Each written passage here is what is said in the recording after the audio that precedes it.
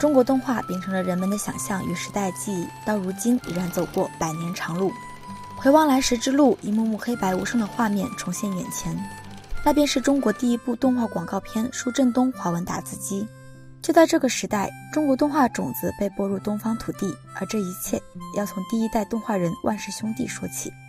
万古禅、万籁鸣、万超尘、万蝶环兄弟4人自幼喜爱绘画，很早就萌发了创作中国动画的念头。自打字机之后，尽管在艺术创作道路上受到了包括技术、战乱等各种因素的阻碍，但他们依旧潜心钻研动画制作技巧，从未放弃。1926年第一部真正意义上的动画电影《大闹画室》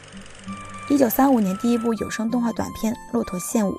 ，1941年第一部长篇有声立体动画《铁扇公主》。从短到长，从无声到有声，在仅7平米的工作室里，万氏兄弟不断的摸索尝试，也在这里见证了中国动画一步步取得质的飞跃。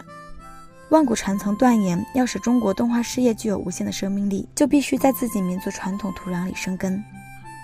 的确，他们做到了。我们熟知的小蝌蚪找妈妈、大闹天宫无不体现着这一点。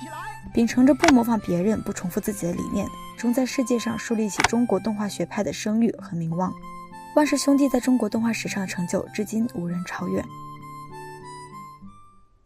然而到了90年代后期，由于数字生产代替了手工绘制，加上电视的普及度突飞猛进，大量欧美与日本动画引入中国，这无疑压缩了国产动画的生存空间。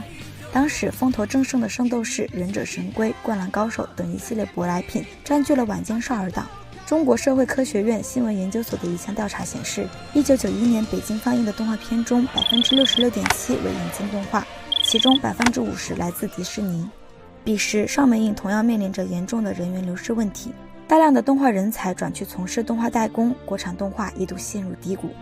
那么中国动画便就此一蹶不振了吗？很显然答案并非如此。2015年《西游记之大圣归来》横空出世，取得了破天荒的 9.54 亿票房成绩，刷新了国产动画的票房纪录，被人民日报评为中国动画电影10年来少有的现象级作品。2019年哪吒之魔童降世 50.35 亿的票房成绩堪称奇迹，登顶中国动画电影票房冠军，内地影史票房第3，并且远销海外，登陆60多个国家和地区。大圣归来让中国动画界看到了希望，激励了一大批中国动画从业者。哪吒的导演饺子在采访中说，如果没有大圣，就不会有哪吒。大圣带来的力量远不止于此，大圣归来的爆火让更多资金流入中国动画，很多项目才得以立项，才有了后来的大鱼海棠、姜子牙、白蛇缘起、雄狮少年等精品佳作。此后新时代的中国动画人不断用实际行动助燃国产动画的希望之火。大圣归来的出现，归来的不仅是大圣，还有中国动画崛起的信心。如今像哪吒、罗小黑战记等国产动画电影陆续在美、日、澳等国上映，